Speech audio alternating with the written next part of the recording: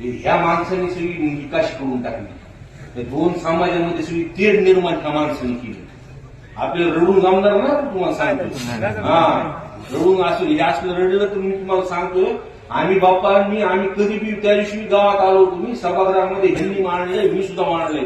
घाबरायची घ्यायची गरज नाही बरं कुणाला तुम्हाला सांगतो.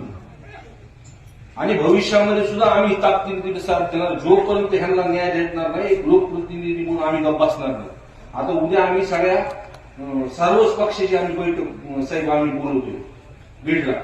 आणि जोपर्यंत कोण त्याच्यामध्ये मूळ आहे खंडणीच्या विषयामध्ये ते वाल्मिक कराडाचं नाव टाकलं जेव्हा ती 6 तारखेला टाकलं पाहिजे. दुसरं त्याच्यात एक अटक झाली नाही.